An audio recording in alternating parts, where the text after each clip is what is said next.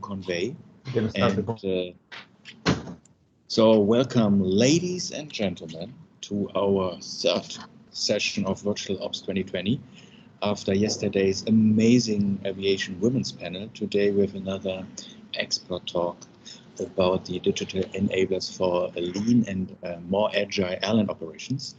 I think we should initially make an introduction of everybody, that we are knowing who else is in the call before Sapna is then taking over and is presenting. So Sapna, maybe you're starting with yourself, introducing yourself. Hello, everybody. I'm Sapna, a consultant to the IF Flight Operations and Crew Management products of IBS. I have been lucky enough to conceptualize and build the Crew Management and Flight Operations product, but in the process was lucky enough to work with likes of British Airways and KLM and Cathay Pacific, Emirates, Etihad, and so on, a lot of airlines, and learned a lot in the process. So that's where I'm from. I joined from the UK office of IBS. It's good to have you here today. So then let's go from London to the US, because Gary, I think for you it's pretty early at the moment, isn't it? That is first Asia. We can barely hear you. You have a very low voice. Throw something at you, yeah?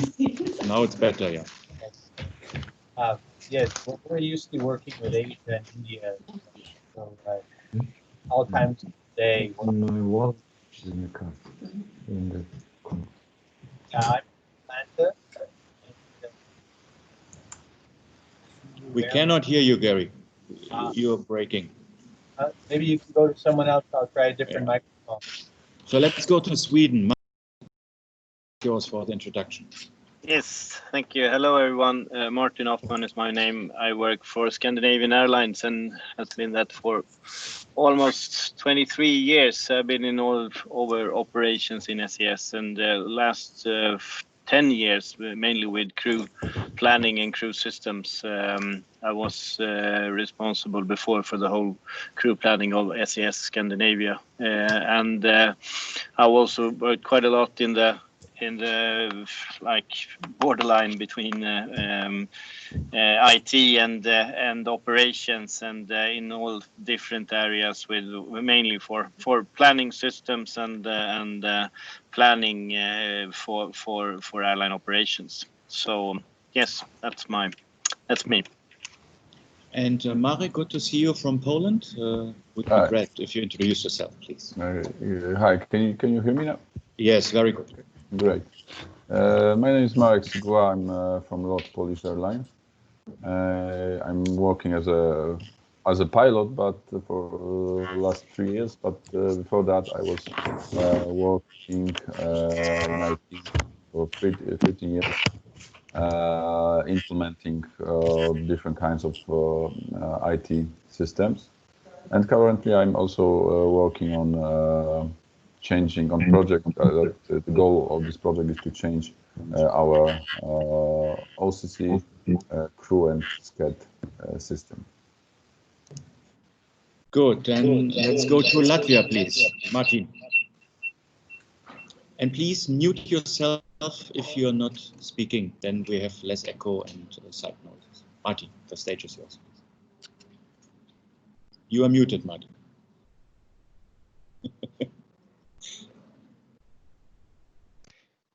That's because you muted me. Yeah, because there was some side noise. I think some wind came through the window and so on. That's why. Now you have full voice.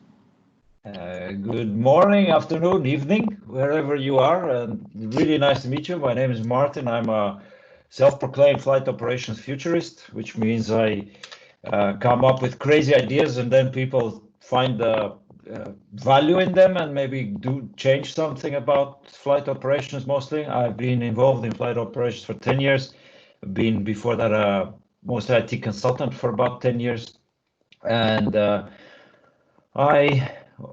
also an airline pilot, like my colleague from LOT. We've been flying for 10 years with a regional airline in Latvia, and very happy to be here. Then let's go to the best presenter from Agiforce Operations, Martin. I think you're currently in Germany, isn't it? Well, currently in the Czech Republic in the home office, but anyway, Good morning. Morning. And thank you for inviting me.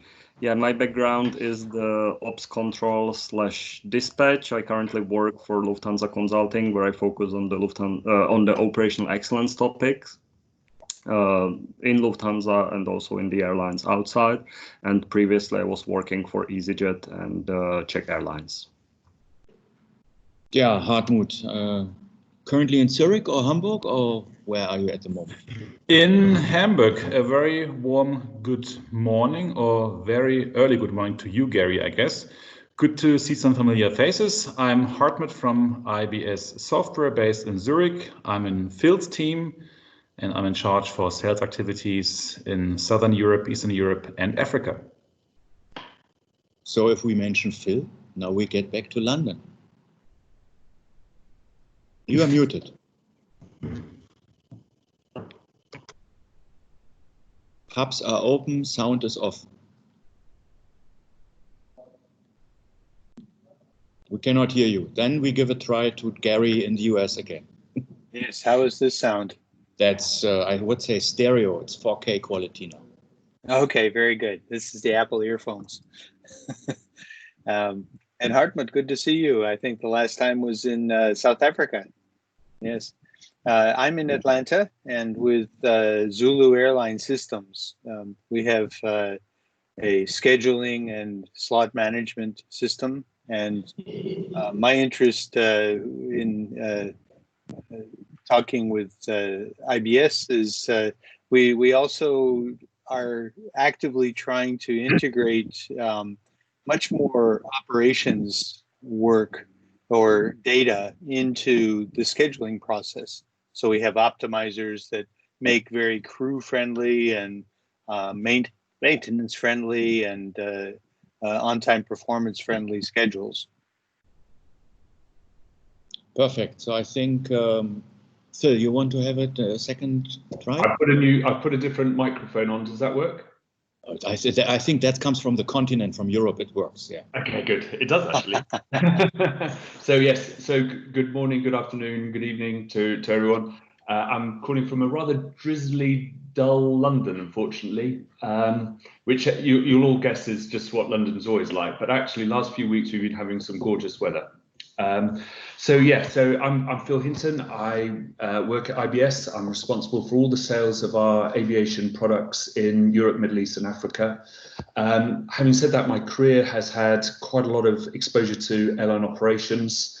I started off airline operations back in 1991 in Hong Kong when I replaced a whiteboard. Their original ops system was a whiteboard with a seated telex message machine, which we replaced with one of the very first operation control systems.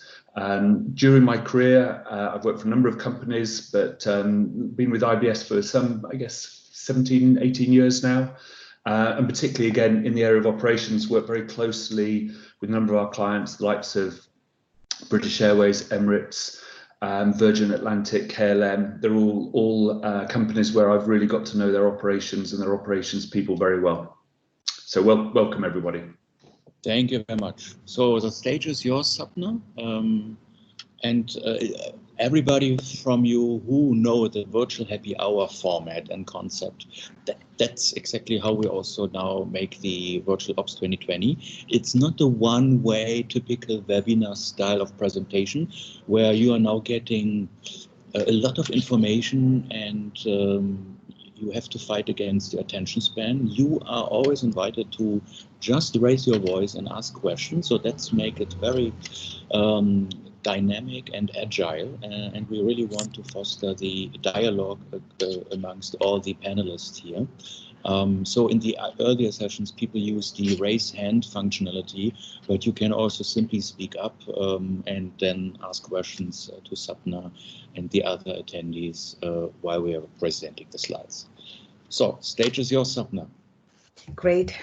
So today I'm very happy to be with a panel that has multiple centuries of, or centuries of airline experience here.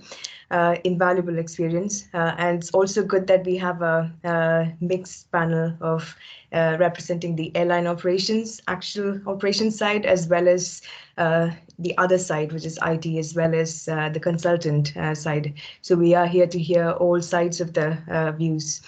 And I also feel because of that, you also might have come across or lived through multiple airline crises, and nothing so decimating as this one.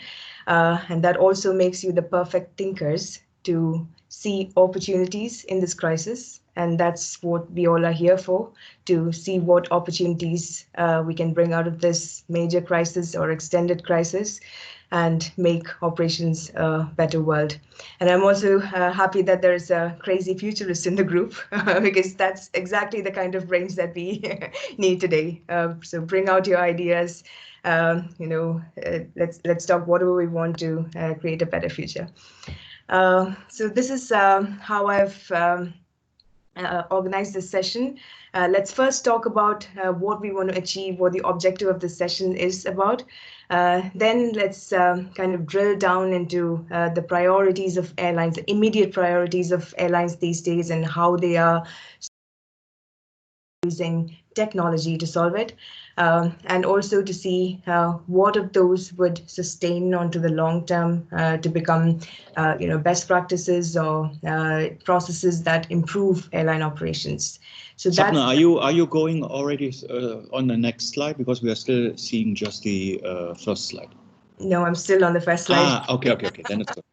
Yeah, so that's how I'm organizing this session. What we are talking about, drilling down into airline priorities, how they are meeting it at immediate priorities, and also talking about long-term priorities and what sustains. On that note, we have been talking with multiple airlines, reaching out to our customers, and this presentation is kind of a consolidation of all their views, all their how they believe they can tackle these situations better. And with each of these sessions, we gain more knowledge, more thoughts about, for example, today we get your inputs and we improve these consolidated views and move forward. So in the next few slides, you'll be able to see how we've collected that information and what comes out of it. We all know that it has been the airline industry has retracked back to the pre-2006 kind of level, isn't it? 93% RPKs, and even cargo going down to 27.7%, going down by 27.7% CTK and all that. And April has been kind of an abyss.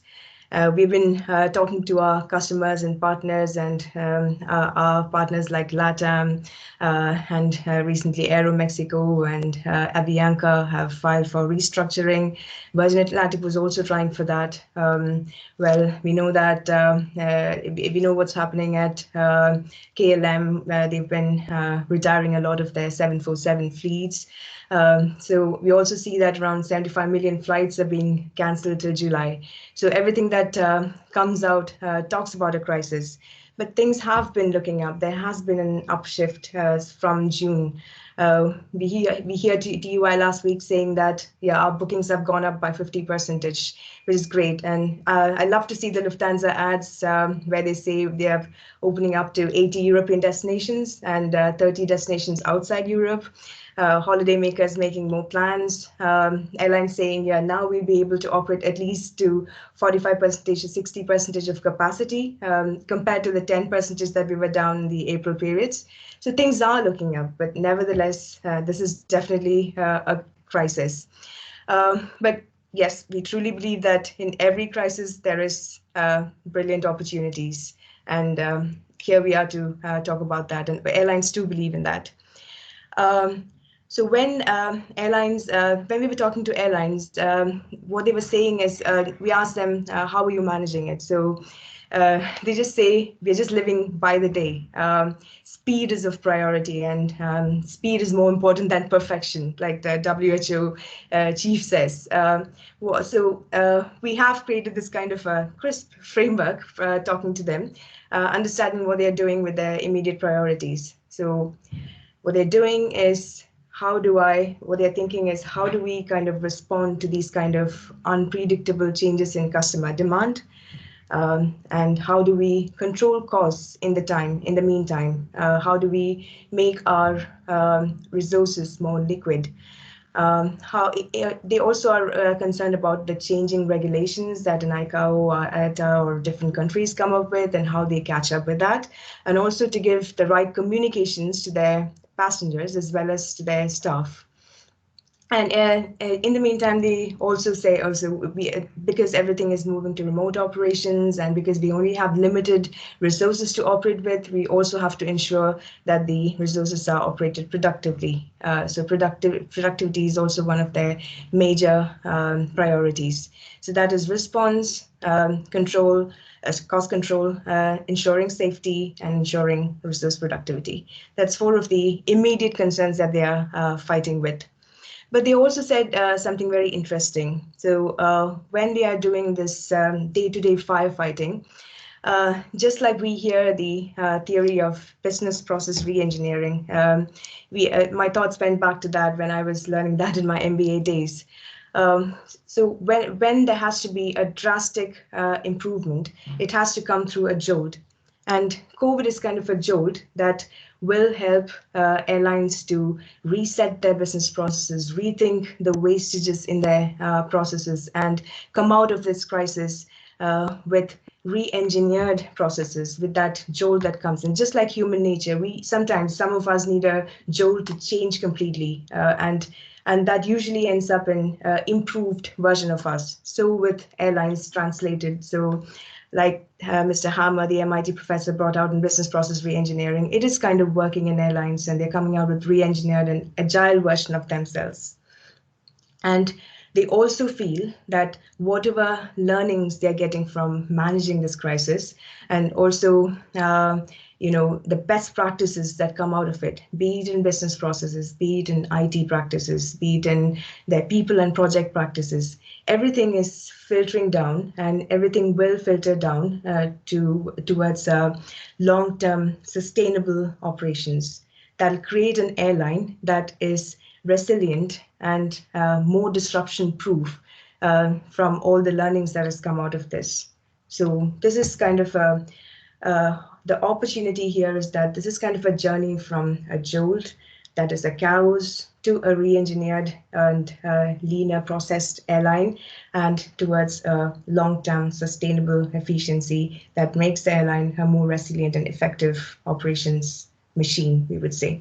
So that's the thought that we are going to drill down into today. So that's the flow as well. What are the immediate priorities? How is it helping in the medium and short term? And how is it going to trickle down into long-term better processes and best practices?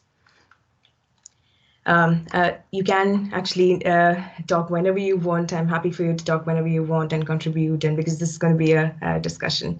So I'll continue. You can just raise your hands or just talk in, no problem.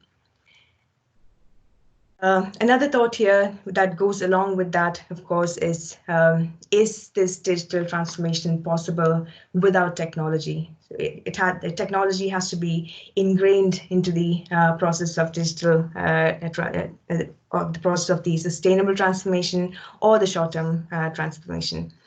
When we were talking to airlines, something interesting that came out was more than 70% of the airlines we were talking about did believe that this flow, that is the improved airline or the sustained operational practices airline, is going to happen in the future. Well, there were around 20 to 30% who still believe they are going to retract back to the old pre-COVID phases. So that's interesting. 70% believe there's going to be an improved airline that comes out of these ashes. And of who we talked to, and this I'm taking the numbers from an FTE and Apex survey, around 63.7% believe that digitization and technology will support these transformations. But it was interesting to note that they believe that it's going to be longer term transformations that will be supported and not the shorter immediate priority ones. because a lot of airlines, even the ones we were talking to, were going back to qualitative decision making and manual processes during these COVID management times. They were shelving their digital products, and even though there might have been tools that could have helped them in this process in their existing products, they were overlooking that and going back to the age-old manual and qualitative decision making. Martin, this goes along the line your presentation from 2 weeks ago, isn't it? Yes, definitely. And yeah, I mean, as Sapna says, now it's too early to say, right? Because all the airlines are shocked a little bit and no one knows actually where can they afford to spend the money, but everyone understands that it's unavoidable to digitalize somehow. Quick question, which regions of the world were surveyed with this to get these results? Right, so the 63.7%, Martin, was an FTE survey. So they did an across the globe analysis of 900 plus airline and airport professionals. They haven't said which airlines they've done it with or airports they've done it with, but yeah, they've said it's across the globe. That's where the 73.7% comes from. Yeah, and all those, the remaining 30% crowd who does not believe the digitization would be supporting transformation.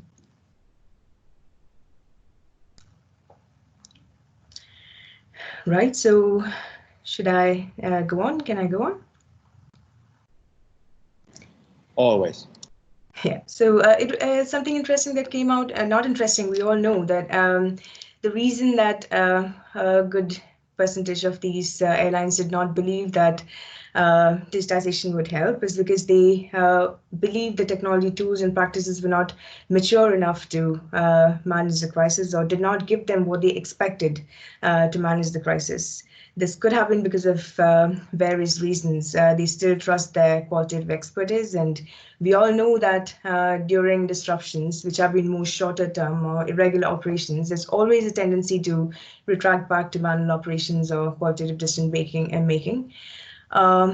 And as Martin was saying in his presentations, could also be because of some humanitarian concerns that the OCC or the planning team is having, or it could actually be because the technology is not supportive enough and it doesn't give them what they actually need. Or we as technology partners are not communicating or giving the right messages, or we're not talking the right way to the airlines. And cybersecurity is also a rising concern, which reduces that dependence on digital tools and technology practices. But there is an agreement, however, that sustainable operation transformation will require technology more.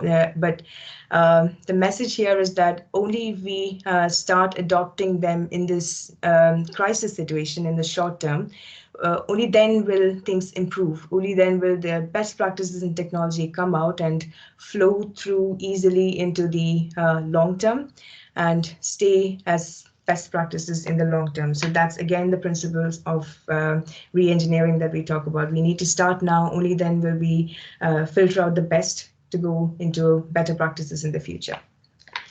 So this is mainly what we are talking about, about the sustainable transformation evolution and how technology will be helping in the short as well as long term in the process. Any thoughts here? Any questions? Sapna, this is Gary Bush. One question, are they feeling that the technology issue, the gap is the software or the data? Because of all the change and the dynamic nature of the business these days. Very interesting question. So when we talk about technology practices and digitization, yes, they also mean data. So on one side, software, on the other side, practices and processes like, for example, tools that support agility or tools that support remote operations.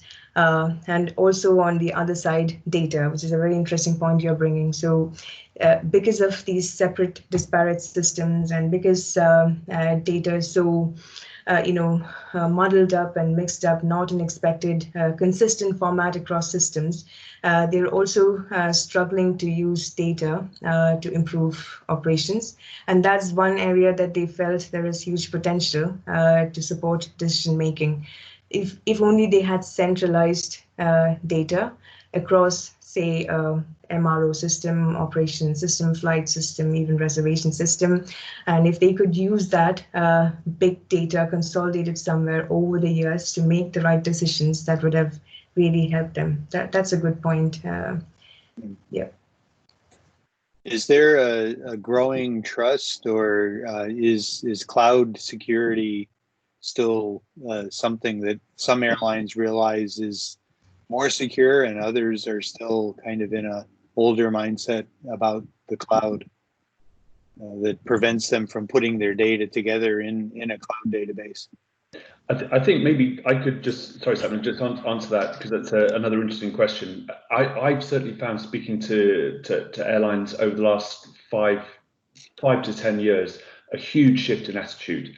I remember speaking to CIO of British Airways probably about 5 or 6 years ago, who said something like, our operational systems will never be in anywhere other than our own data centers. And that as an attitude has completely changed. British Airways themselves are implementing our system on a cloud, a public cloud, obviously, so with all the necessary security in. So I see a huge shift there. Mm-hmm. Yeah, I think that was also part of Martin Sedlacek's presentation 2 weeks ago, that a new mindset on one hand is required, but I think more and more people understand the power of data and also the power of technology. On the other hand, it's always a question, when is a good time to do it? And interestingly, some airlines are exactly taking now the opportunity with a lower amount of aircraft up in the air to make a business transformation. So I think we will hear more and more very soon that airlines go in the cloud and deploy digital technology in order to minimize the impact of disruptions for passenger aircraft and crews, and also bring down the cost. So Thank you. If I may add to that, actually this approach that we took in LOT, we wanted to take this opportunity to lower that the ops teams have the lower workload, to get the information from that needed to process with the new system, and to prepare for the implementation of the new system. So we are trying to take this opportunity. Unfortunately, now we are starting to back flying, and it's this approach is not through. We didn't use this opportunity fully. But Marek, on the other hand, I have very bad news for you, because you will be the only airline in the world which will always have a lot of data and a lot of efforts and a lot of work to do. Yes, we are always have a lot of everything. Yes. And you're all right. I mean, more than business processes being integrated into IT, we are seeing airlines thinking more about their IT infrastructure, be it on cost saving or be it on productivity side. So yes, cloud movements and IT infrastructure improvements are seen more than business process improvements. That's what is coming out of our discussions. I would like to add one general point, just to keep everybody who is like me kind of in love with technology. One truth which I always try to remember is that technology just enhances the existing situation. So if you give a bad business lots of technology, it will just make a lot more volume of bad business. And vice versa, if they already have decent processes, the technology is going to augment the efficiency or effectiveness of what they do, just as a kind of background warning. But thanks very much for all the great points raised. But Martin, that's a very a great statement, because my experience is, and I don't count the amount of RFPs I worked on, but I count the amount of airlines I worked with. I'm at 121 now, and I would say 95% of all these airlines, when they were issuing an RFP, they were exactly looking for functionality which is covering existing processes, and it's very rare. It's very, you can count it with one hand, or the fingers of one hand, that airlines are also taking the opportunity to simplify processes, to change processes, and not to do exactly the same typewriter style of business with a computer. So that's why let's fight together for this and achieve really a new mindset, that the implementation of a new system is always an opportunity to simplify things, to automate things, and not to repeat the errors from the past. And you're right, as we see in the following slides as well, there used to be not enough analysis or why we need some technology to support our processes thought earlier. It was more like, we had this, why don't we improve to a new system? That's it. But now because everything is going to be more cost conscious, there will be more value-based analytics about why we are doing something and why we need technology to support that. Those questions will be asked more within airlines, and we are seeing that a lot. But agree with your point, Martin. There has to be more thought into just including technologies. No, it shouldn't be a blind process. It should be a thought of process, and they should know why they're doing it. Having said that, let's drill down now into some of these crisp airline priorities, and let's see what airlines are doing there and how much of technology they are putting in to support those steps they are taking. The first and more primary one that we are seeing is obviously firefighting, responding to the variations in customer demand, ability to travel, and confidence or willingness to travel. So this is some interesting information that I was looking at from IATA and ICAO surveys. So the demand obviously was dependent on the economy and trade coming back or reviving.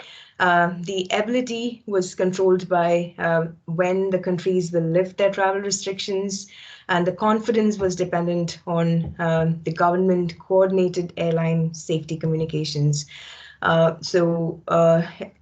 The messages that airlines give out about how safe their operations were, what government gives out about what the containment measures are going to be, and when a vaccine is going to be expected. So that determined customer confidence. That's what our airline customers were saying. And ICAO was kind of, with all these extreme uncertainties, they were kind of theorized what kind of a return graph it's going to be, and they feel it's more of, they said earlier said it's going to be more of U-shaped, now they're saying it's more of L-shaped. And there is kind of this vicious cycle, or the similarities in graph that you see between the economic revival and the aircraft capacity or the passenger demand revival. It could be one determining the other. The economic revival will definitely impact the passenger demand, and the aircrafts moving between countries would definitely impact the GDP as well. But that graph similarity was good to see. It would be now a good question to the airline representatives here, Air Baltic, SAS, and LOT. So in which of these graphs are you currently seeing your rebound of business?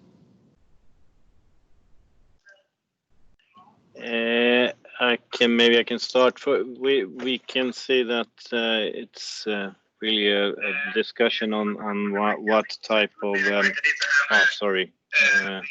what type of curve, because that's really what we're in the middle of doing right now. It's trying to decide which of these paths do we see. So, but I would say we're in the U-shaped path, but we have our high hopes that we can, because we evaluate all the time which destinations to open and how that will proceed. So I would say it depends a little bit on what's the demand, because the demand shifts so fast. So we have seen that and it's a strange market because it's so dependable on which countries that opens up, and especially on the long haul routes. That's still something we really struggle with to see how to open up, especially for the US market and also for Asia.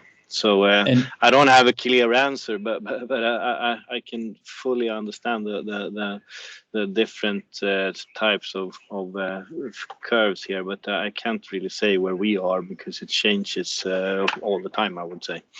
And it's also always influenced from the capability of the strongest competitor in the local market. So I think that's also one aspect which makes it very difficult to compare the situation, because if you have a local competitor who is maybe not capable to really kick off his business, I would expect that you have a stronger demand, whereas if two competitors in a competitive market have to compete on the same demand, then of course they are somehow biting each other's piece of the cake. Daniel, I could maybe make a comment from the perspective we've seen.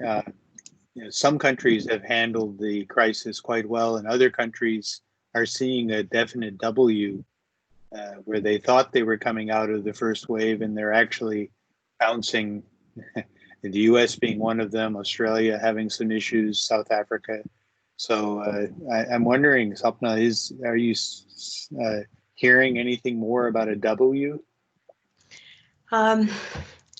It seems like the returns or the bounce backs, airlines are viewing that as more local impacts, more than a full country kind of impact. So be it the Leicester case in the UK or the Victoria case in Australia, it's more like little spurts coming in small regions, which might not impact the entire country travel as it was before the June-July period. So this is basically ICAO theories, but I totally get where you're coming from. There is a fear it could be a W kind of pattern, everything goes back to where it was and we have to retrace back. But more of the theories coming out in the L-shaped, a slower bounce back.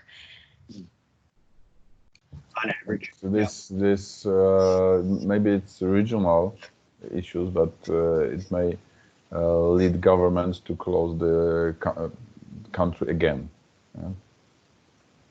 Just to make sure that it will not spread outside of these regions. Okay. Can I, again, a more general point? I remember seeing a graph like this for something completely different about 3 years ago. And the comment from the analyst was, if you look at predictions for the price of oil, nobody has a clue which way it's going. from all the the different shapes of the lines. In my region, I'm guessing it's L-shaped more than anything else. One thing which is for sure, which I guess we all agree on, it's going up, but it's definitely not going back to baseline before mid next year.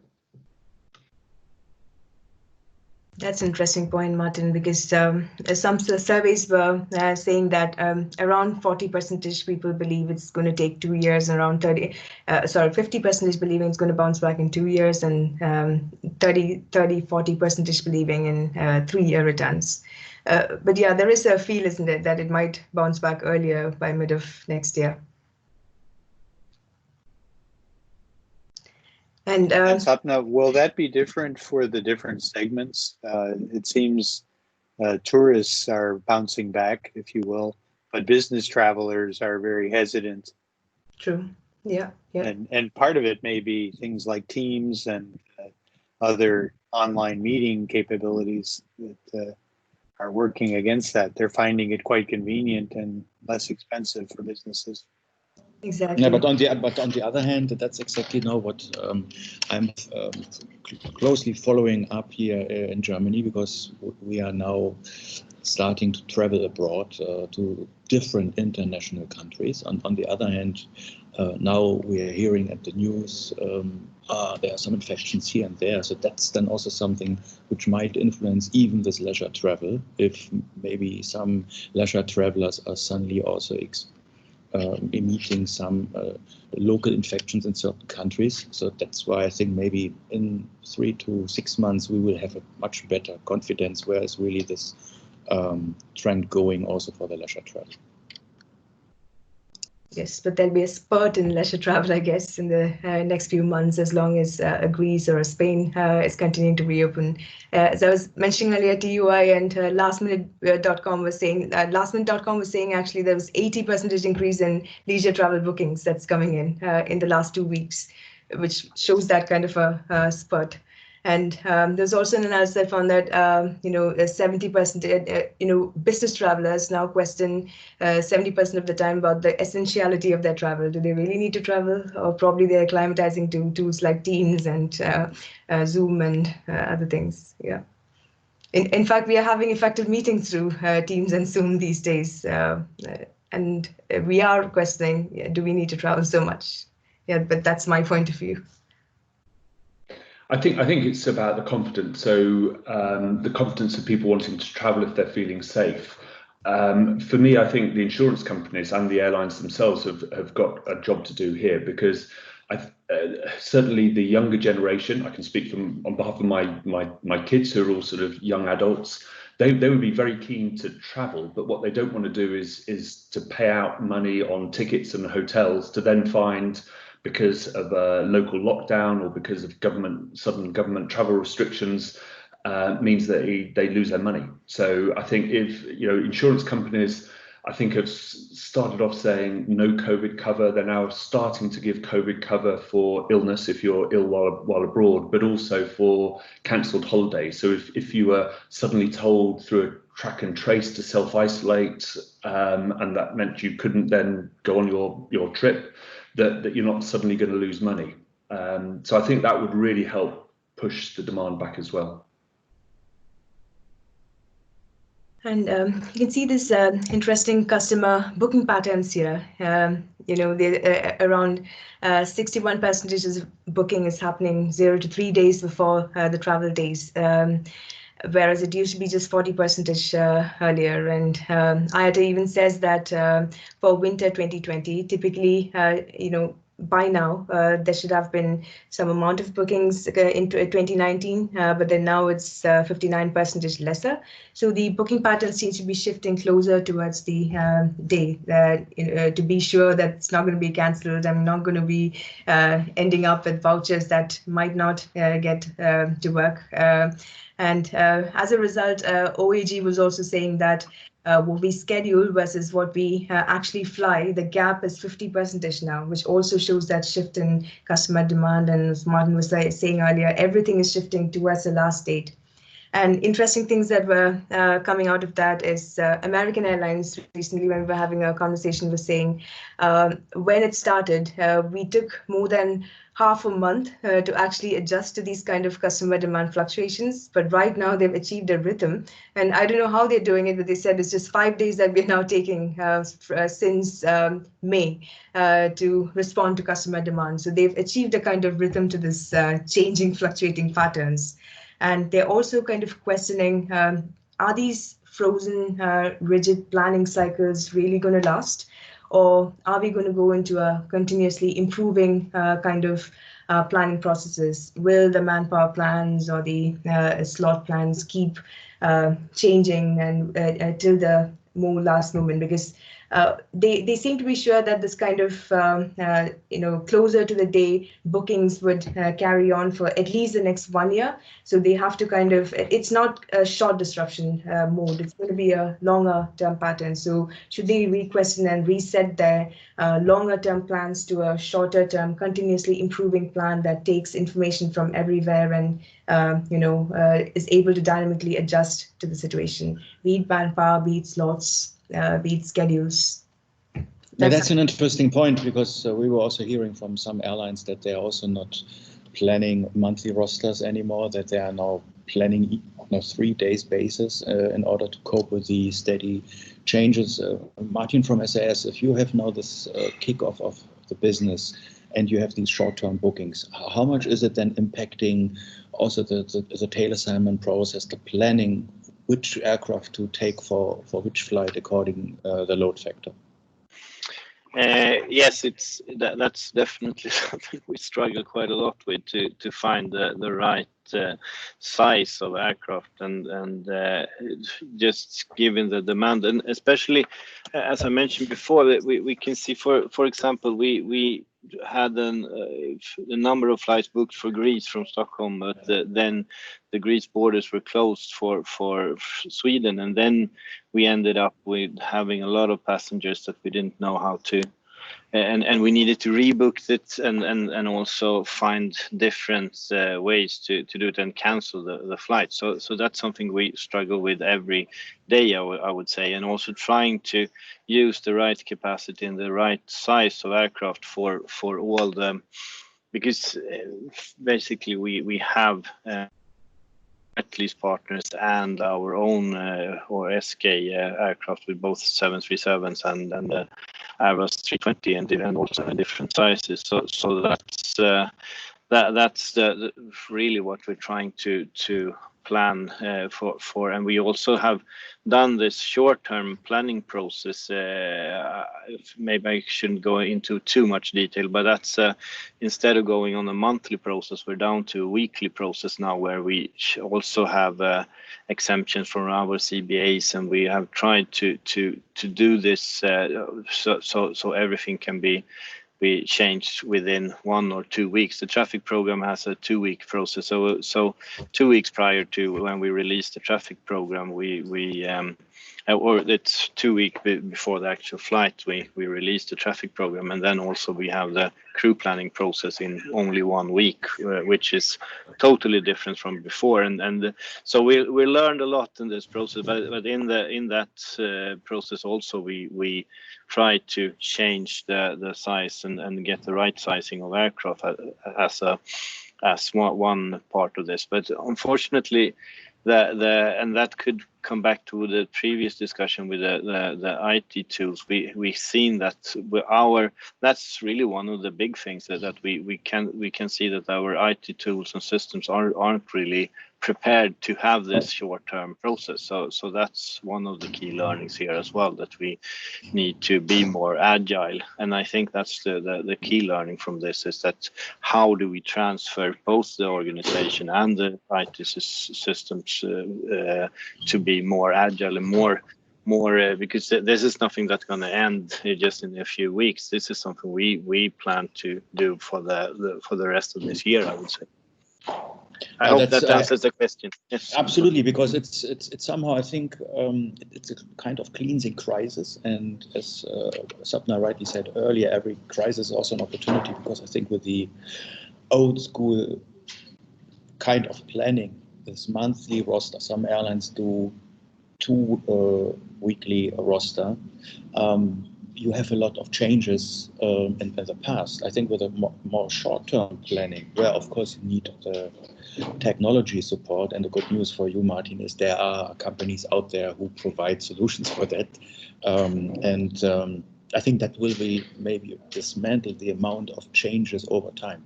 And that will be interesting to see then in the hindsight, maybe in a year's time or 2 years' time, how this change of planning, short-term planning, and also the flexibility suddenly from the pilots and the cabin crews agreeing on these new rules, that airlines are suddenly having a more agile approach in planning and execution.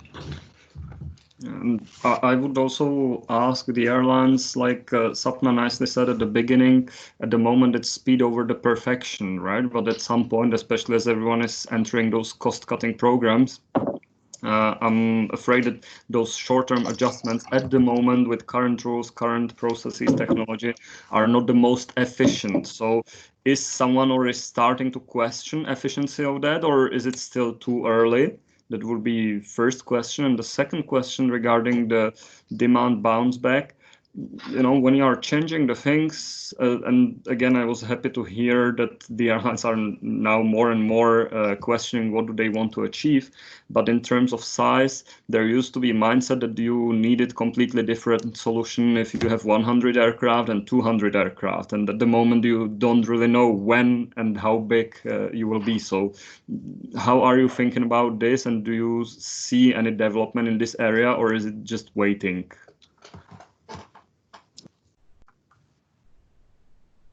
Yeah, I can start to answer. I would say that even from the beginning of this crisis, we have the focus on cost, and just for your understanding, we're based in 3 different countries with different types of furlough regulations, and so it's really been a struggle to find the right sizing of to keep the cost down, and so that's really been one of the key goals. And also then we're also letting around 40% of our co-workers or we're laying off about 40% in total in SES. So it's a balance how to keep the cost down and at the same time to try to start open up the operation. So that's really something that we've been discussing from day one, just to manage this and doing the ramp up as effective as possible also. So that's been our key focus area, but of course it's been really complicated to do that in a good way, and we have done mistakes, of course, and it's been not maybe the most optimal, but I think it would be given the circumstances we've done quite a fairly good job, I would say. But and again, we didn't, our IT tools and systems were not really prepared for this type of situation, and that's also an area where we really can see that we were not prepared for this type of crisis. And yeah.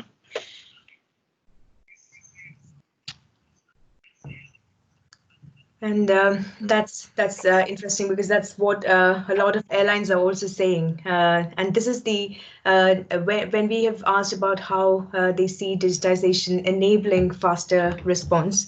As we were mentioning earlier, airlines were saying that in the short term, they don't find that they have the right tools to respond fast to this crisis. And we also asked what type of activities they are doing, and how much of digitization they are doing in those activities.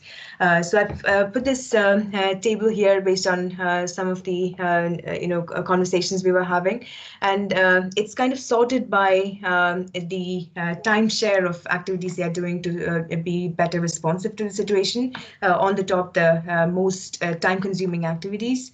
And they've also said what they see that activity as. Do they see that as a long-term efficiency improvement activity that seeps onto the long-term sustainable operational efficiency bit, or is it just going to be an intermittent requirement or a short-term requirement? Intermittent is repeating, a frequent repeating of the activity, or short-term is only during the COVID management phase.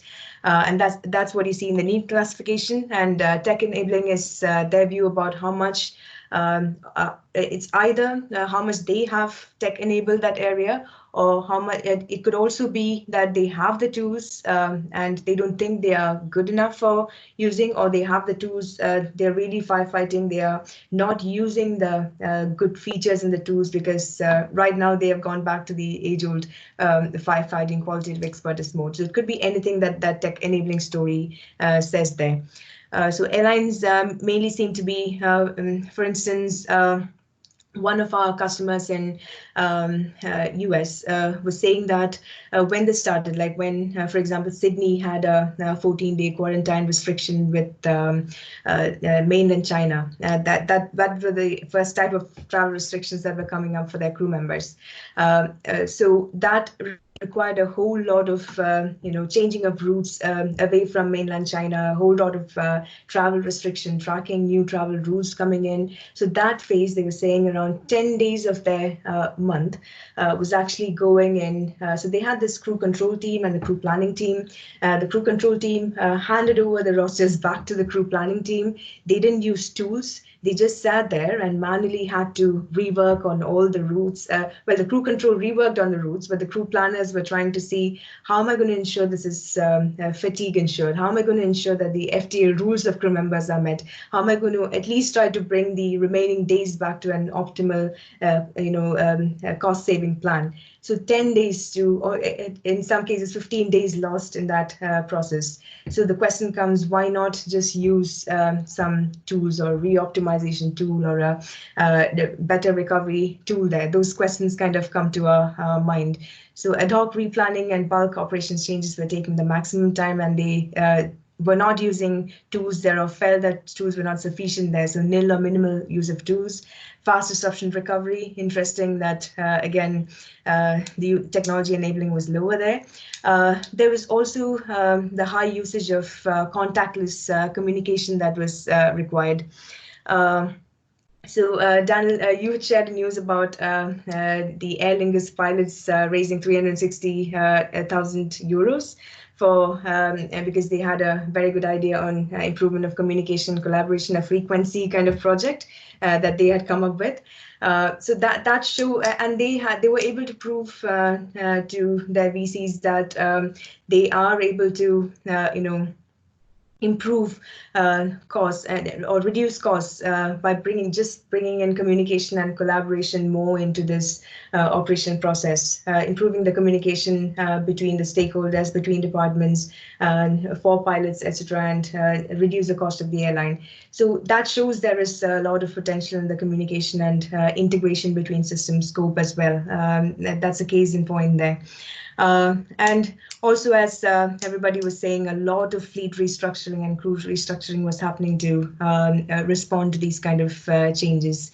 Hubs being closed, consolidation of operations, the Sun Express closing their German hub. So many things were being heard, and crew being retrained to go to a different fleet. Like the Elal was saying, the 747 pilots were retrained to become Dreamliner pilots. So everything was so dynamically happening, and the structure of crew organization and the aircrafts that are being used, they were turning more to narrow body to go to or match the PAX demand or the capacity rate that's 40 to 60% nowadays.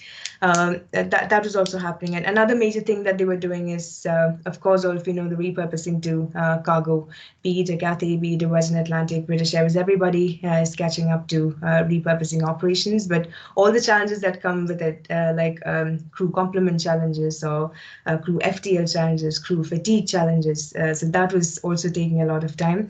And along with this came the need to change the FTA rules. So we are working with some of our current customers to, for example, change the FTA rules, enable some waivers and operational requirements, like the qualification end date being, or the frequency being extended, or the operational requirements, aircrafts being a bit softer than it used to be.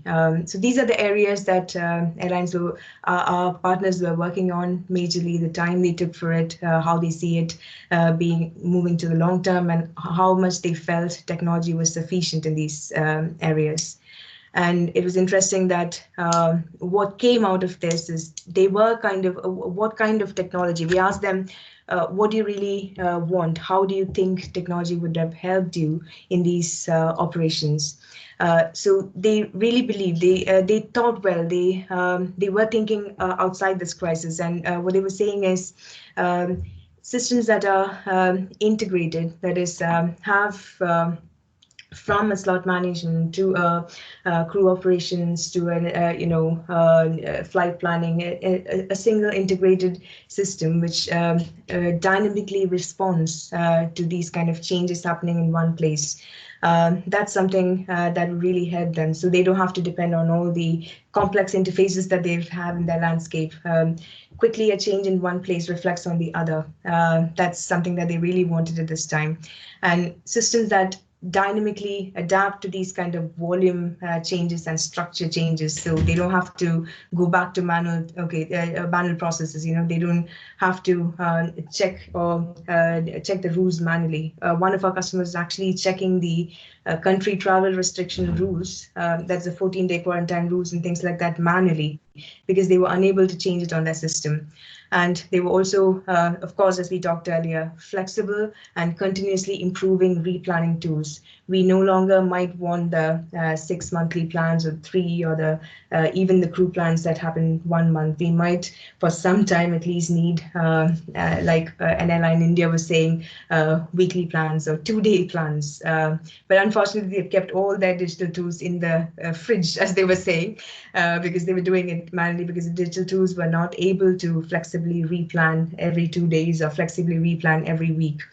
And definitely, as a point that came up earlier, data, centralized data across systems would definitely help them to make better decisions, and that combined with good alerts alerts in the system, or management by exception in the system, will definitely help them.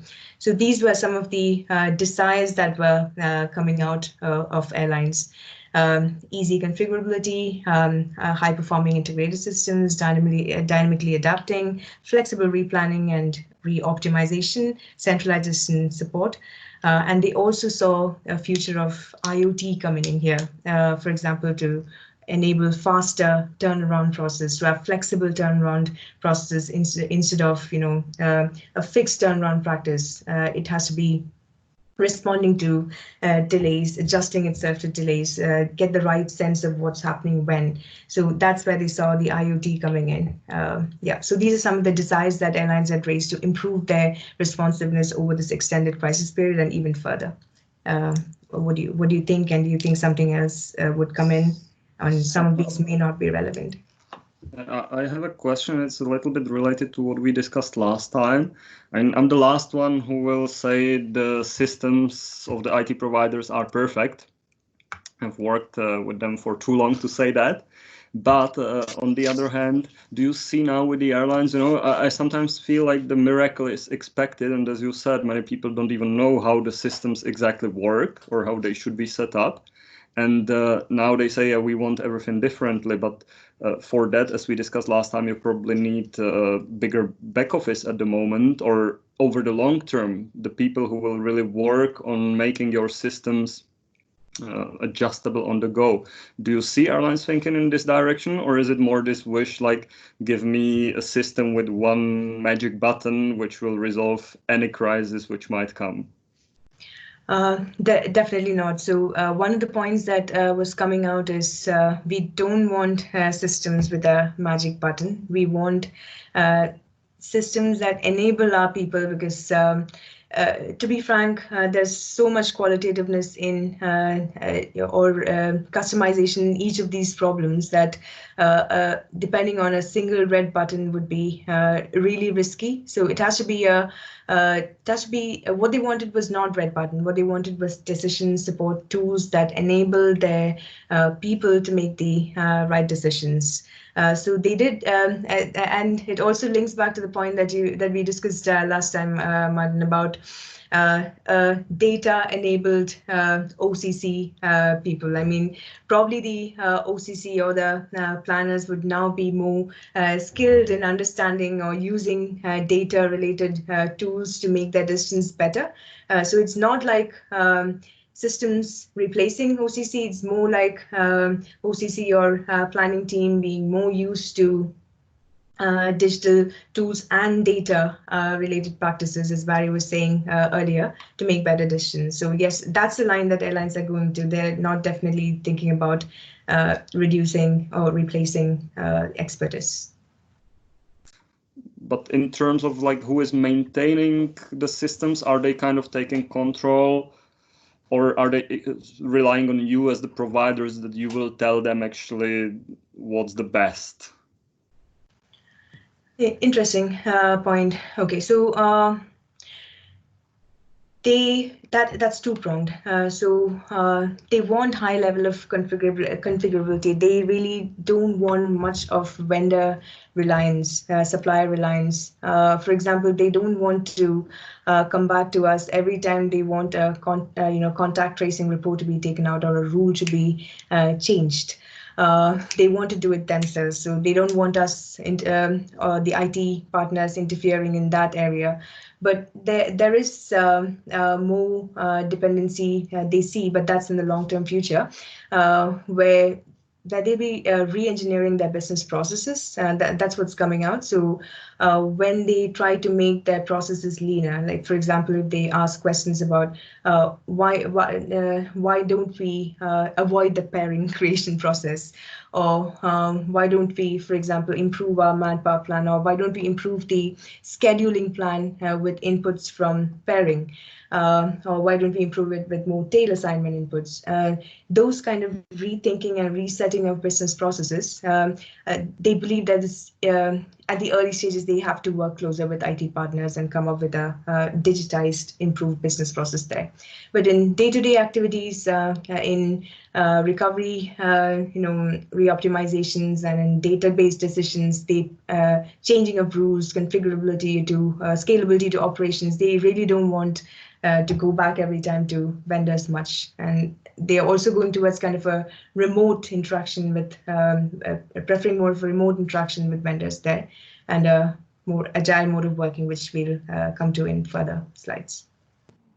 Martin, also to add to your question, I think that's why I liked your presentation so much about this new mindset, because that's exactly the key. For me, digitization is not about technology, it's about the human being, and the human being needs to trust the technology, not seeing the technology as a threat and more as an enabler for a better decision-making, quicker decision-making, less errors. And the good news is there are more than 20 airlines in the world who have exactly done an initiative and are implementing a digital system which is enabling users to go exactly this path. And it's a joint exercise. It has also to do with change management, because as I said earlier, if you are taking your old process and you put it in a new digital platform, you are digitizing an old school process, and you're not benefiting from the capabilities of digitization and automation. On the other hand, it doesn't make sense to automate without the support and also the understanding of the user, what's going on. I think we have some samples in the industry where automation exactly in the cockpit is leading to disaster. So that's why you have to put the user in the center. The user has to understand the capabilities of a digital system, and then if he has the trust, he let really the technology help him, but always with the possibility to interfere. So we have pilots here in the panel, and I think that's exactly what they are doing. So we just need to bring to the ground what's going on up in the air, because if you are going in the cockpit, I think Martin and Marek, they can confirm this, it's all technology driven, but a pilot needs to understand what's going on, and if the technology is doing something which is not right, then they take over and they release the autopilot button. I think that's what is now coming also to the OCC.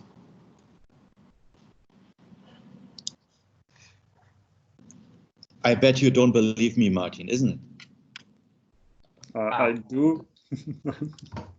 No, it was more like going in the direction. I mean, I'm fully aligned with you, and I share the opinion. It was more in the direction. We humans are also masters of the workarounds, right? And if you give them a highly configurable, complicated system, in the end, I, as an airline, wouldn't also want the provider to be too dependent on the provider, but I would need at least some feedback from the provider. Am I using it right? Because probably after a year of various people in various departments configuring it through those workarounds, you will end up in suboptimal performance of the system. And that was my question, how to deal with this. And Martin, that's something we've heard quite a bit as well. And I think the traditional view was people would get trained and then kind of be on their own. And we're finding that users actually like to have an expert who's had experience in their area, who's accessible 24/7, either by text chat or through video meeting. And over time, there's a need to put a lot of that into a knowledge base so that it's easily searchable. How do I do this? How do I do that? But when you start thinking about how do I restructure a process, they want another expert to collaborate with and help them really learn how to redesign their process as well as get the most out of the software. So that type of service is I think is essential in these dynamic times as better software. If I can add kind of 3 points to that. Sorry if you're Gerald, if you are finished. For an airline pilot, the operating environment is highly structured and regulated. And so the autopilot is also a very deterministic system, which helps to work longer hours and get stuff done more precisely. So it's a little bit of a misleading comparison with an OCC. That brings me to the second point. On the table, which we saw there, it's very clear, I think, especially ops crews, they aim to implement technology to the low-hanging fruit. So something like contactless communication, it's nothing new, and it's just easier to do now because there's less communication, and also kind of this feeling like what we're discussing here, we're in a new normal, so might as well finally get rid of physical signatures, for example. And then you can gain the trust of the organization, I think, if you do simple experiments like that, which are successful. But one other thing about a crisis is that you have to execute. Your first point is survival, first priority, sorry, survival and preserving cash. And you don't have much time to create a complex business case about new system with fleet and crew restructuring, for example. You go back to the process which works because you don't have time to step back also for too long. For second of all, you don't even have that many people to help you step back, which brings me to the third point, and that is a question to everybody from IBS. What do you think is the proactive role of the supplier to tell the airline, hey, listen, we have some great ideas, let's bounce them around for about half hour by video, for example? And have you found that your clients then ask for more of those, or tell you to go away because right now they're really busy, as I mentioned, with survival? I think maybe I can sort of answer that from the IBS perspective. We very much see ourselves as communities. So just like this community that Daniel's sort of set up here, we've had sessions with our customers, not just in the area of ops, but in other areas as well, where we work, just to share best practice ideas. You know, what are the challenges that people have had. Sometimes there is a learning, you know, as one of the themes that's coming through here is that everyone's used to this monthly process and you know, just sort of rolls and rolls. And so we found that some airlines have got better knowledge of how to use the system than others. So I think it's 100% absolutely on a company like ourselves to help and guide our clients through these types of situations. And you know, you can have annual user group meetings, but you know, this is where those types of communities really come into play. I can add from the COVID-19 situation, because what Phil rightly said, that community and so on. One of the most positive aspects of this COVID-19 is that we can now virtually meet every day.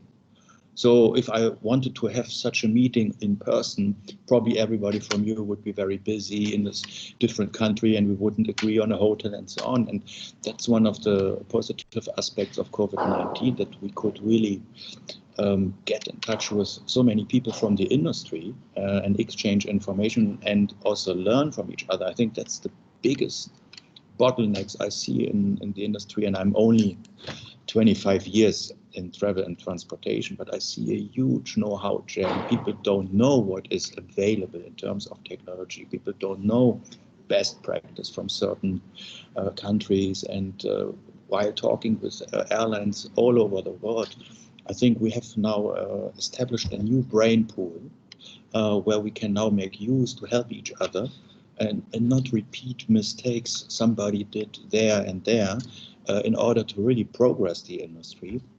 So that's why on one hand I love to travel, and I hope we will all travel, because at the end the airlines are benefiting from it, but I hope that we are also keeping the momentum with all these virtual meetings. And please do me a favor and spread the word about this community, because I like that really everybody from this industry is benefiting from it, and would be good if you are also finding other colleagues from your airlines or from the competition, because I think we need each other and we need to support each other.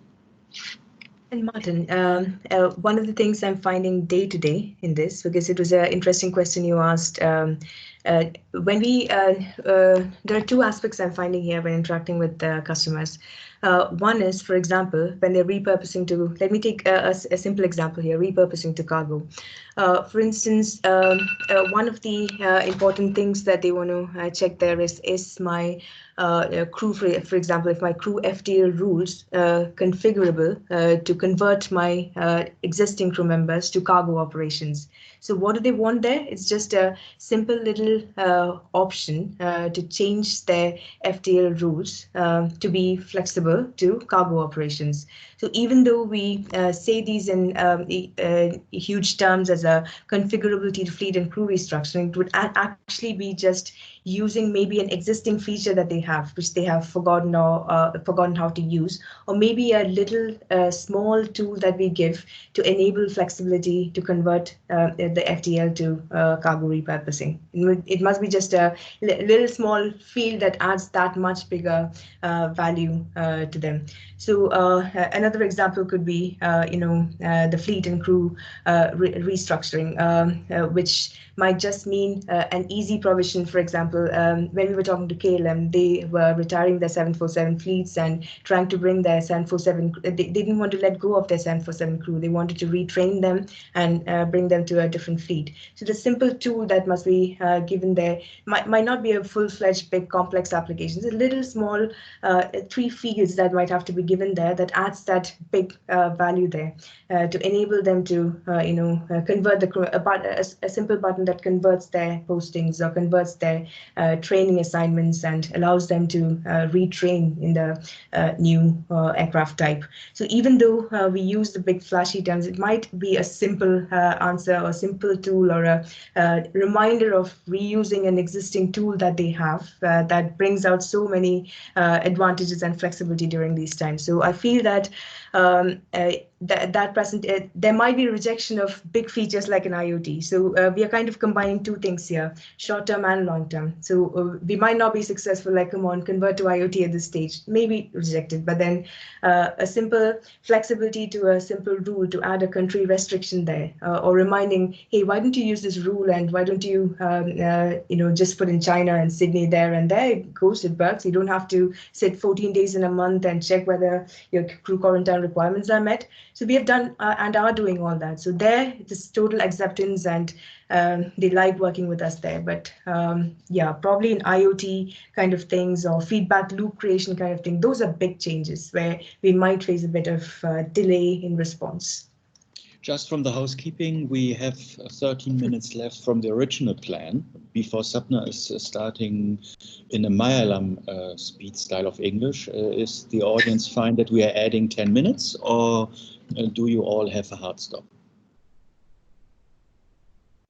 For Good. me, it will be hard stop. Okay. But the good news is we are recording it, so Marek, you will be capable to digest what is missing if you drop off. So then, Sapna, you don't have 2 hours now. You have additional 10 or 15 minutes. Just to let the other know that, because I think we still have 3 slides. No more. Okay, so the next priority, I'm not going into details because what airlines are facing, you know more than me, because capacity is responding to passenger and revenue falls. I'll just point out interesting things that comes out of this information. So there are a lot of cons of being able to control costs and improving liquidity and liquidating their capital intensive resources. But then the positive that comes out of it is airlines do see that operational efficiency would surge. So as we were discussing earlier, Martin, about thoughts that airlines are putting into investing in IT, or it would be a very cost-based or value-based analytics that they do before they take a decision. So better things come out of that. Also, resources will be closely monitored, like efficiency of aircraft, for instance. They'll be closely monitored, thus bringing in better practices and more efficiency towards when we, towards the phase that we come out of COVID. So that's the positive aspect of cost control that's coming out. Higher efficient aircrafts and IT practices. That's the positive that was coming out of that. And what were airlines doing? Of course, aircrafts being grounded or terminated, hubs being closed, a lot of large resource intensive capital being liquidated, and they have started actually evaluating their decisions and evaluating their IT plans and strategies and their cloud infrastructure balancing out. So more of changes here are obviously seen in rethinking IT strategies, shelving low criticality projects, at the same time working out very flexible contracts with IT suppliers like us. And also a huge movement into cloud. That's one of the things that we saw earlier. Rethinking legacy systems and going onwards to more modern systems. But that's again not the short term, but they are really looking at they've got the pinch of the legacy systems these days, the lack of configurability for travel rules and the lack of integration between systems. So they were different systems that very tough to talk to each other, hence not creating that dynamicity. So those thoughts are actually coming out of this. And some of the interesting desirable features they were looking at here is, can we have more cost-based decisions, more cost-based recovery tools? So introduce cost conditions and efficiency conditions more into our decision making and more into analytics and more into choosing, even if signing a new contract with a vendor, more cost-based, cost-conscious decisions were happening there. And this is the start where airlines were starting to talk about agile practices. So one of our customers in UK was saying that in 2009 they'd started thinking about agile practices because that was a clear source of revenue from projects that come in earlier. So a good point was mentioned earlier: early wins, quick wins. Ability to show to their management that they are able to bring value and cost benefits out of their operational projects in every 6 months, rather than the 3-year or 2-year cycles of project implementations. That's also one of the clear trends that was coming out of this: faster projects and flexible value-based projects and cost-based analytics. Those were coming out from the digital enablers here. Please stop me whenever you want to and whatever, if you have any questions. We cannot stop you. You are unstoppable. I am unstoppable. The third area where airlines were saying, but not the least, it was really important for them. There were 2 aspects here that we were talking about. They need to instill their customers' confidence to travel. So they had to give out messages and communications that gave a safe travel experience confidence. And on the other side, organizations like ICAO and IATA and EASA were bringing out changes to regulations to respond to how countries were impacted by the pandemic very often. So they found, and they also were saying that these changes in regulations are opening and peaking, and everything were disoriented, and countries were taking localized containment measures, which made it difficult. So the regulations that they had to stick on to different for countries, different for airports, and they were struggling in the initial stages to catch up with what's changing where, what regulations are changing.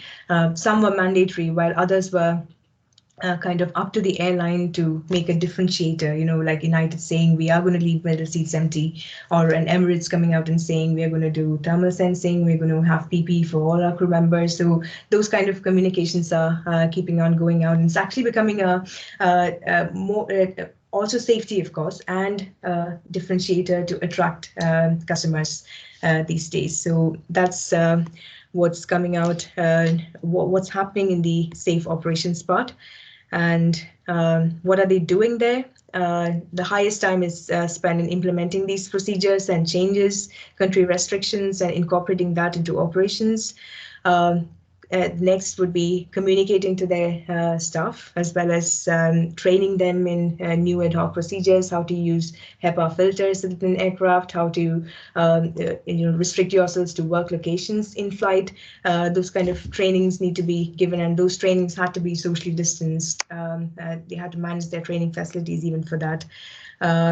Contact tracing and quarantines, even though a short-term requirement was something that airlines thought would have really helped, because right now we know some of our airlines are manually sitting and doing 10 steps to bring out crew members who have contacted each other, one who had been quarantined, the other not, or who had been in touch with passengers who were affected, those kind of things. So they were spending a lot of time in contact tracing and identify the right people to quarantine.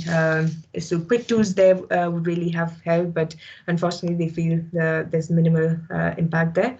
And amidst all this, ensuring that the operational safety requirements and operational requirements of aircrafts and crew are met. An interesting area that was coming up is airlines were thinking about contactless processes more. How do we make a staff check-in, of course passenger check-in, but because we're talking operations, staff check-in and briefing operations, contactless. How can we make our work allocation processes? So the point that the staff steps into the airport to the point they leave, how can we make all those processes contactless? And these are processes that could even stay on into the long term and be able to improve the safety operational practices. They would be embedded into the SOPs of airlines, most probably, these contactless practices and self-service mobile applications. So important things that were coming out of there was they did see little self-service mobile applications on the staff side being catching on, and of course this is when they really wanted peaks of configurability in their travel restriction rules and their fatigue rules or their operational requirement rules. So that's where customers were talking to us to a great extent. Flexible reporting practices. So they wanted so many different types of reports that showed crew travel history or staff connection practices, connection history, how they can improve their, how was the turnaround history, how is the cleansing things going on, turnaround data that were available, but they were unable to bring out from system because they were not using those features and not remembering those features, or had to depend on the vendor to bring out new reports. So flexi reporting was clearly coming out of here. And this one point, they were trying to minimize vendor dependence in this. So we had to go and meet them and refresh them on features and help them with using those features to improve their speed of operations. Any questions here? Yeah, Marek, I think you are only 3 minutes in this call. Do you have a last question before you're dropping off? Because I think you had a hard stop. No question for now from my side. So, thanks. But thank you for attending. And if you have smart, positive, upbeat, and enthusiastic colleagues, just let us know, and we include them in our participant list. I will. Thank you very much for having me here. Okay, and looking forward for that next invitation. Okay. Thank you. Sapna, it's now 28. It was scheduled to 30. Great. So how many minutes you believe you need for the remaining slides? Because I think that's also something we can also schedule a follow-up session, because it's really a treasure of information and a treasure of insights from the global industry. And on the other hand, we don't want to just rush over. That's not something. Let's talk about probably productivity, because we are still on the what's happening. We are still on the airline priorities and the short and medium term views of airlines. Probably we could have meet again and talk about what will be the best practices that filter down into the long term, and understand airlines' views about that in the next session. We don't want to go into the sustained efficiency and the sustained digital normal part today, probably.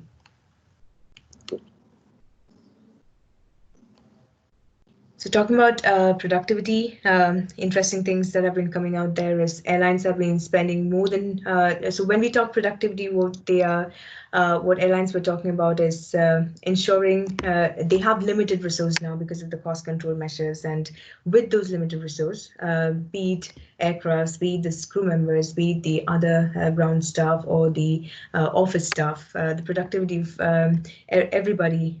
So how are they able to ensure productive operations with the limited resources? That's one of the challenges that they were facing, and that was worsened because staff operations were moving to a flexi shift kind of approach, around only around 10 to 30% staff with some of our customers, but it might be different with you. Some of our customers, 10 to 30% were coming to office, the others were working from home on the crew control and the ops control side of things. And ensuring that, so that is one of the primary areas where their time share was going, ensuring with these limitations, how are we going to efficiently utilize resources? Around 50% of their time were going in that. There was also this fear of remote operations, or the challenges of managing remote operations, like technical challenges, cybersecurity challenges, availability of system challenges. That was occupying time. And of course, because of the large number of employee contract changes and the layoffs that are being seen, employee satisfaction and engagement was one of the areas that they were spending time on. And reskilling employees to transfer to different roles, so be crew members or staff. There was a large amount of reshift and agile transformations happening, so that required reskilling and skill, in some cases retaining skills where during furlough periods, which was also a challenge. Two major things that airlines saw coming out of this is the early win projects, or agile transformation, and remote workforce effectiveness. These were the two major things that were coming out of this. And in the longer term, they were also seeing this going on to, this is the area that will go on to rethinking of business processes and integrating technology into business process rethinking. This is where the reset of business processes will happen, is what airlines were thinking. And yeah. Can I just, if I may? Definitely. I think for a lot of airlines, remote work was just a no-go till recently, and then all of a sudden, in the interest of safety, their top priority, they had to implement it. And like you said, that means now they can rethink their processes, but it also means nobody who was sent to work remotely had any training or any experience in that. And on top of having to manage, a global pandemic and how it affects each person individually, for example, having children do homeschooling, the airlines had to figure out how to support their people best. For example, having daily one-on-one short catch-ups with managers. The employee had the right to demand those instead of in the old days when they could just pop into somebody's office. I think that is a big background shift. Yeah. But talking with people from the industry, interestingly, they like the very high productivity suddenly available with their workforce, because everybody is reachable, of course, still with the constraints of taking care of children, sustaining the household, and maybe also with an suboptimal environment, because not everybody has the environment to really have an ergonomic workplace at home. But on the other hand, I think getting used to it, some managers were really cherishing the very high productivity of making calls at any time, and also having the time saving of not commuting anymore. So I think that's something which is also a big opportunity for airlines in the future, and maybe also create a new work-life balance, being more productive, but on the other hand also, especially for women, empower them that they are having more time also for the other tasks they are covering.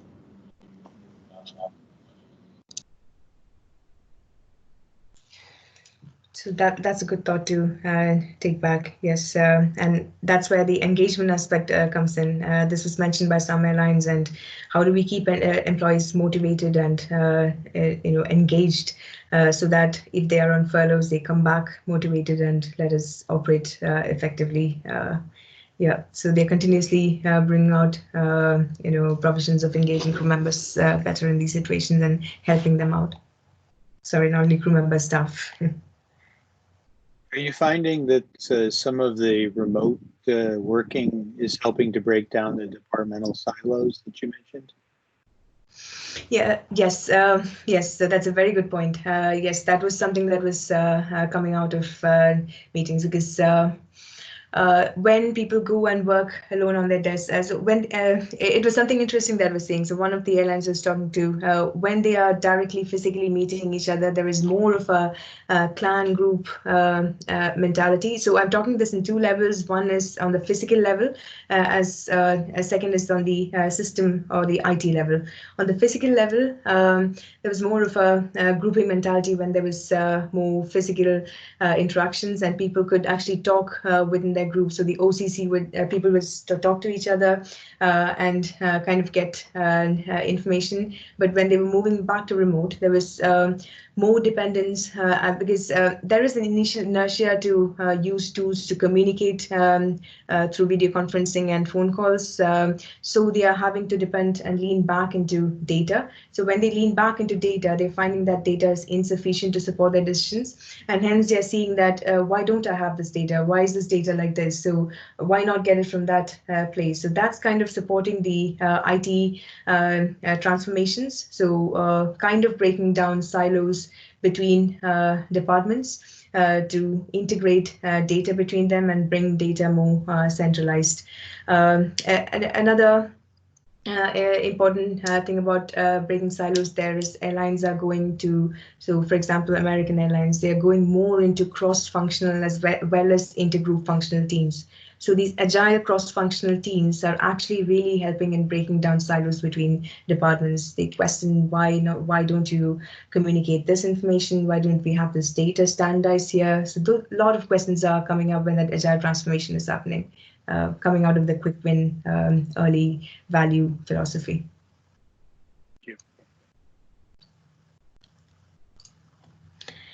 Yeah, so this is kind of my last slide. So you see, I didn't mention this earlier, but the bluer highlights there, if you can see in the table, is where airlines feel there would be more, there's higher scope of digitization. So in some cases, you can even see that in the intermittent requirements or intermittent needs, they feel if there was higher digitization, they would have saved efficiency or money. Yeah, so to enable productivity, of course, we've already talked of most of things, but some important things that come out of there is the agile workforce transformation, and also looking out for vendors who are mature agile practitioners. So an agile transforming company would prefer to work with an agile practitioner on the IT vendor side as well, or agile consultant side as well. So that's a trend that we're seeing. There's more of questioning about how agile are you, how mature are you in that area, how are you able to deliver value to us every 6 months, not in every 2 years. So that's a major shift of principle that we are seeing. And of course, the re-engineering business process and breaking silos is a longer-term thing that's actually coming out as a impact of remote working as well as the agile workforce transformation. So one of our partners in Europe, Air France-KLM Group, who started the agile transformation earlier on, was saying that their efficiency as well as their employee satisfaction has gone up. So 20% improvement in efficiency and 25% in employment satisfaction. So that those are very important values to have here. So the message that's not that agile practices have not been there, or all we are talking about has not been there. The thoughts have been there, but as one of you rightly said earlier, things are being accelerated now, and it's kind of an opportunity to bring out or speed up these transformation at this stage. And because there's a very unique disruption that's it's going to go on for 6 months, 1 year, whatever. It's a perfect stage to start these kind of or accelerate these kind of good practices, breaking down silos or agile transformation or improving remote working, cost-based analytics, data being available, centralized data being available. So many good practices being thought about, some with a shorter time frame of implementation, some with a longer time frame of implementation. But it's the right time to start now and let it flow onto the long term so that we filter out the best practices. We'll talk more about sustainable efficiency if we catch up in the next session, and would like to hear more from you and your views about what more we can do. Is there any other shifts that we have not considered, and so on. Sorry, this is more of a speaking session. Yeah, Sapna, when you are maybe now stop sharing, that we are seeing everybody attendees for the closing remarks. I'm amazed about all the findings and also the opportunities for airlines, even now being in that crisis. I thank you all for the great contribution. I hope you also like this specific format and concept of Virtual Ops 2020. The good news is that's just the third session. We will have till end of September plenty of more sessions. So the next session is already planned for next week. It's an airline pilots panel. That's also something maybe for Martin. Interestingly, we have 3 Martins in this call. So Martin from Latvia, maybe also something where you like to join. We will have our second aviation women's panel the 23rd of July. And then we have specific sessions which we will schedule very early for the Asia Pacific region, but also for the early birds. Here in Europe, you can then also join these sessions. And we will have a specific Africa session on the 25th of August. So all this is available on the Ops 2020 ibsplc.com website, where you also see the recordings from the sessions. So once again, big thank you. Let us rock the industry, digitize where digitization is useful and improve things, and looking forward to welcoming you in one of the upcoming sessions. And if you know somebody who's smart, positive, upbeat, and enthusiastic, please spread the word. So thank you very much and have a great day. Bye-bye. Thanks, Daniel. Thanks. Bye. Bye-bye. Thank you. Bye. Bye, Gary.